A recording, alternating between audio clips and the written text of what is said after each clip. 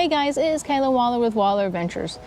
So camping is a great way to spend time with your family or friends, but there are a couple things you should know before you go out on your next camping adventure. These are the 15 mistakes every camper should avoid.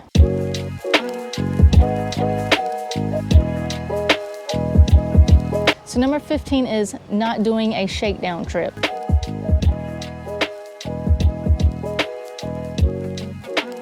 So what do I mean by doing a shakedown trip? Well, that is when you go in your backyard and set up everything and test out everything before you actually go camping. That is the one big mistake that campers make. They come out camping and they have this brand new equipment they want to try out, and they get to their campsite and it doesn't work. What do? You're kind of up the creek without a paddle ordeal. But that's why you always do a shakedown trip in your backyard. For example, I like to try out my camping gear at home. For instance, I tried out my battery-operated chainsaw at home in my garden to cut down some branches off of the trees, and I brought it camping with me to Stephen Foster State Park to cut down cut up some firewood for my fire. And my chainsaw worked pretty great. I love it. It is the best thing ever. And if I hadn't had tried it out at home, I would have probably brought it camping with me, and it probably would have messed up, or I would have not known how to use it if I didn't test it out first. Number 14, walking through occupied campsites.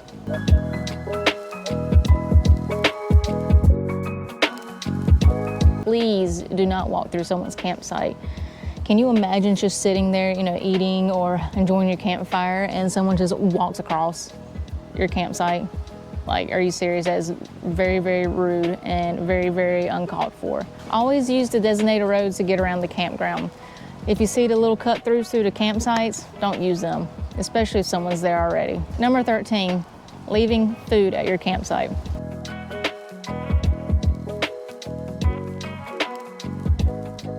Audrey and I have been to a lot of campgrounds and have seen squirrels, raccoons come up and eat or try to get into our coolers. And yeah, it's annoying, but make sure you lock up your food. For example, I have a tote that I keep all my food in, and I have a cooler that has the latches on it.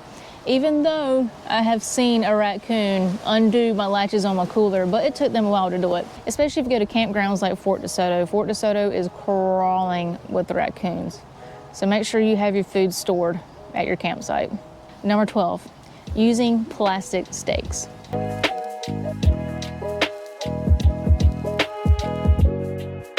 So normally, like your tarps and your tents, they always come with metal ones, but do not go to Walmart and get the plastic ones. They are crap. They break. As soon as you put them in the ground, they'll break in half. But that's why I always use metal ones. At Walmart, you can get the bigger metal ones that have the orange top on them, which is what I'm using for my tarp and my tent. And they have the little shoveled edge, corner or thing at the end, so it will go in the ground a little easier. Number 11, not bringing enough bug spray.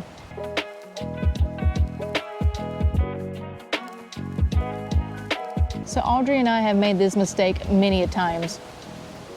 We have gone camping and totally forgot to bring bug spray, and it was not fun at all. So from now on, I keep 2 cans of bug spray that live in my camping containers. So the 2 types of bug sprays I have one just normal bug spray, then I have one with DEET in it for the ticks. Number 10, underestimating the weather.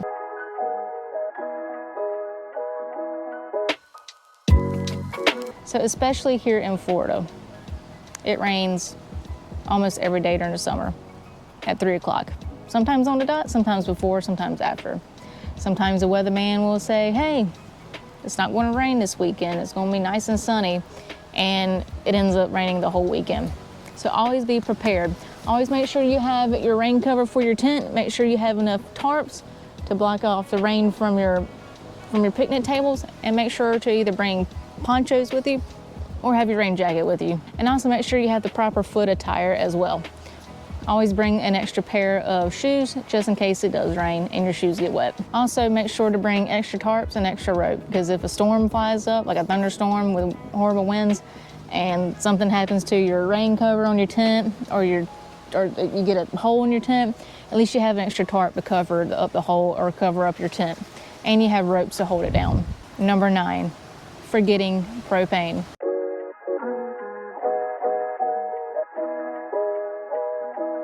So I currently have 4 tanks of propane, the little green ones, and 6 cans of butane, the little red ones. Yeah, I make sure to bring a lot with me. Worst case, if I need to cook something, I can use my fire, but I don't want to sit there and make a fire every time I got to cook something. So always make sure you have your propane or butane with you, especially if you have an RV. Make sure you fill up your propane tanks before you go on your camping trip. Number 8, not dressing in layers.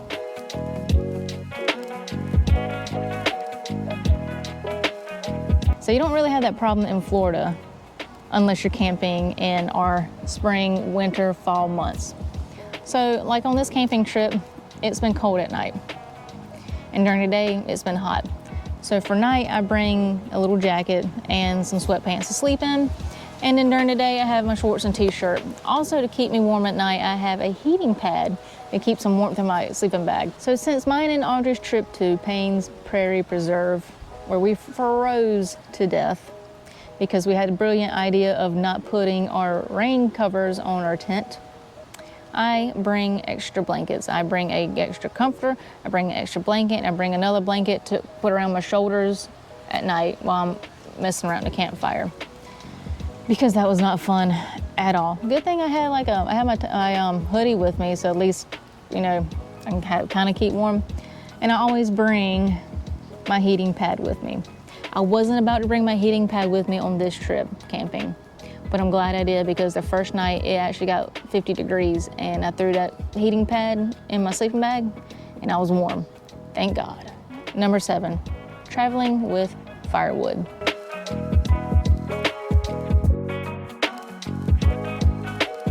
I do this all the time. I go to Publix or the gas station, or I've been to Walmart to get firewood, but I have this deep, deep fear that I'm going to show up to the state park and get firewood and they go, oh, we don't have any more firewood, or oh, we sold out, and I'm just going to go. That means I got to stop what I'm doing and go either to Publix or somewhere and find firewood. That's why I bring mine with me. But if you want to bring your own firewood, make sure it is wood that's from the state or from the area. Don't go camping in North Carolina with wood from Florida because they treat the wood differently, and you could have like an invasive species of tree, and once you burn that wood, either the pesticides can come out or the ashes will get into dirt and contaminate it, the whole 9 yards. You can see all that stuff posted up at your state park when you go camping by the bathrooms. Also bring your own firewood. It takes up a whole lot of room in your truck, because every time I'm done camping, I'm like, wow, I got a lot more room in my truck now because I burned all that firewood. Number 6, improperly storing perishable foods.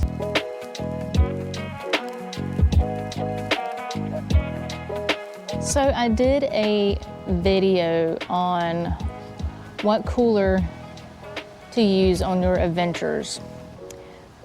The coolers I use an Engel cooler, which is insulated. I also use a styrofoam cooler, and I also use like the Igloo or a Coleman cooler. There have been a couple of campsites or campgrounds I've been to that sell ice, and then there have been a couple that I've been to, like this one, that I hadn't seen anywhere that sells ice. So you might have to go to the store right down the road to get some ice. So if you have an RV, make sure your fridge and all that is working before you go camping. If you're tent camping like I am, make sure your coolers are cleaned out, make sure there's no mold in them, and keep packing ice in it.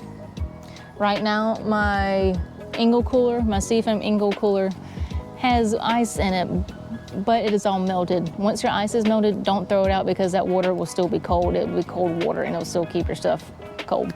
Also, if I have meats, like this camping trip, I had some bacon and I had pork chops.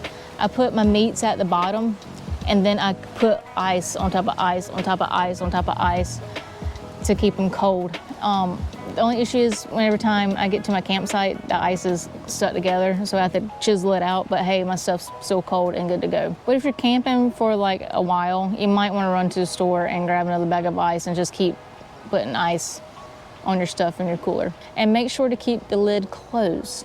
Number 5, forgetting basic food staples.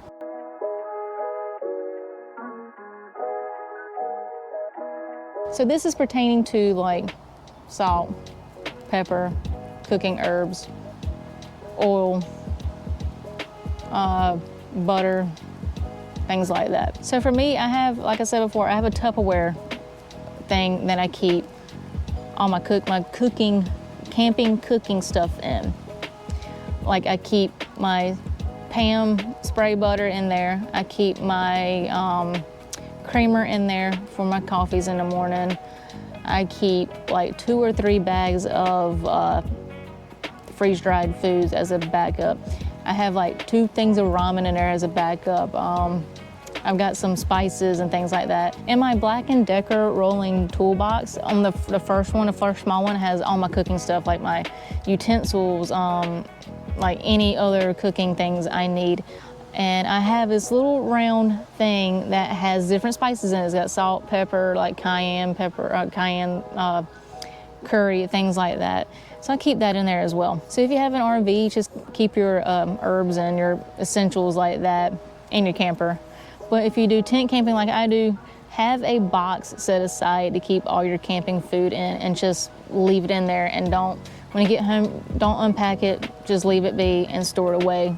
And before you go camping, double check and make sure you have everything in there. Make sure you don't have to stock up on stuff. I even keep a thing of flour in my little Black & Decker box as a backup, because you never know when you need flour to fry up some fish. Number 4, letting your dog roam freely.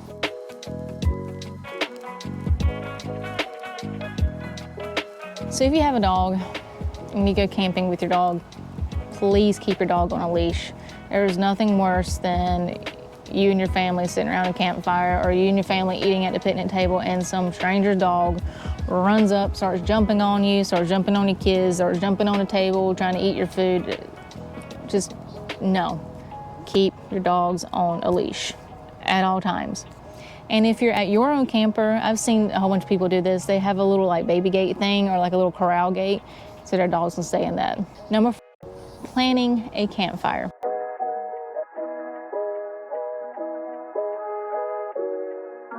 There is nothing worse than going camping and having a fire and getting in trouble because you're not supposed to have a fire because of drought. So some states, counties, cities will be in a drought alert or a drought warning, which means there hasn't been rain in a while, so fire is not allowed. If they are in a drought, you cannot have a fire, which sucks. But hey, you want to, keep everything safe and make sure nothing catches on fire. So before you go camping, you can call either the state park or the campground that you're going camping at and make sure they're not in a drought. So that way you don't pull a me and bring all your firewood with you, and you get there and they go, hey, we're in a drought. You can't burn fire. We can't burn firewood here. And you go, oh, well, now I'm stuck with 3 bundles of firewood for the whole trip that I can't do anything with. Number 2, arriving at dusk.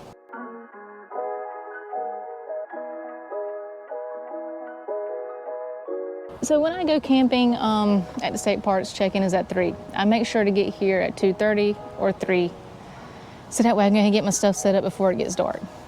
Don't try to be setting your stuff up at dusk when it's getting dark.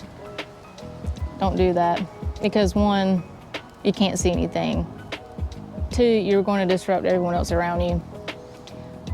And 3 is you're just not going to have a good time. So when Audrey and I went camping at Fort DeSoto, the people beside us actually started packing their stuff up that night. In the middle of the night, they were packing their stuff up. So they were interrupting our meal, they were interrupting everyone's meal with all the banging and clanging and shutting the door to the whole 9 yards. And I think they left at like 11 p.m. to head home. First off, it's kind of dangerous to be leaving that late at night, especially if you have an RV, a camper, things like that. Also, you might forget something that you couldn't, that you didn't see while you were packing up everything. So be sure to get to your campsite on time or early like I do, and as soon as you get to your campsite, go ahead and set everything up. And number one, I think this is the best one for number one. Being noisy during quiet hours.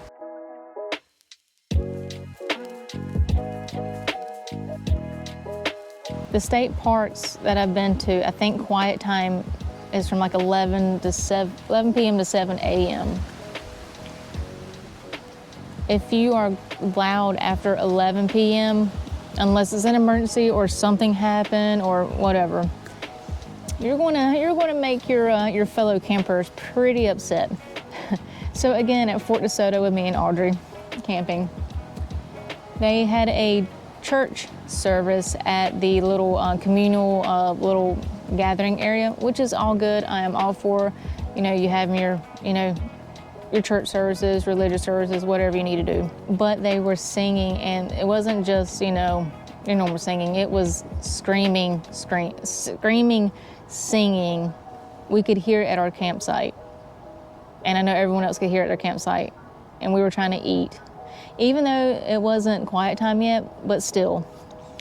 Don't be loud, don't be, rowdy. Just keep to yourself, keep quiet, and everything will be pretty good. Also, a big thing that bugs me is like driving or leaving a park after quiet hours, because I'm trying to camp, I'm trying to sleep in my tent, and you drive by with your car and your headlights will shine in my tent, and it wakes me up, or it blinds me, and that's annoying.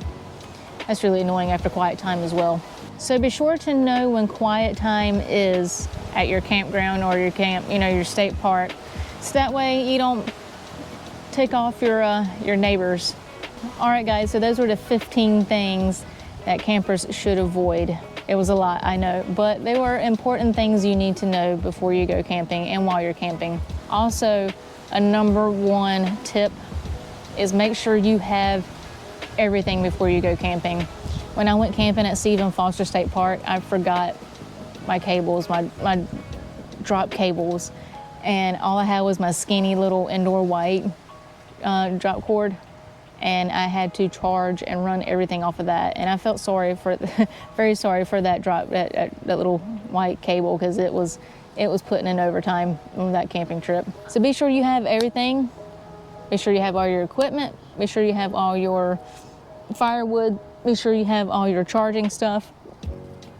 Be sure you have, I'm looking at my tent, make sure I'm telling you correctly. Make sure you have your fans. Make sure you have water, drinks, to stay hydrated, your food, and everything like that, so you can enjoy an awesome camping trip. So if you find these tips helpful, leave a comment. If you have any other tips you'd like to share, leave a comment and let us know. So if you like this video, give it a thumbs up. Make sure you subscribe to the channel. If you are, we greatly appreciate it. If you're not, hit that subscribe button. It helps our channel grow. We're also on Facebook, TikTok, and Instagram. And below this video, you can see our merch. And if you go to the description below, there's a link to our merch shop, so you can see our other Wild Adventures merch. If you go to Facebook, you can send us a message so you can get your very own Wild Adventures koozie or Wild Adventures holographic sticker. So thanks for watching. See you soon. Hey guys, it's me again. If you want to subscribe to your channel, click over here. If you want to check out some more videos, click down there. If you want to check out our cool merch shop, go to the description below and click the link. Thanks for watching. See you on the next video.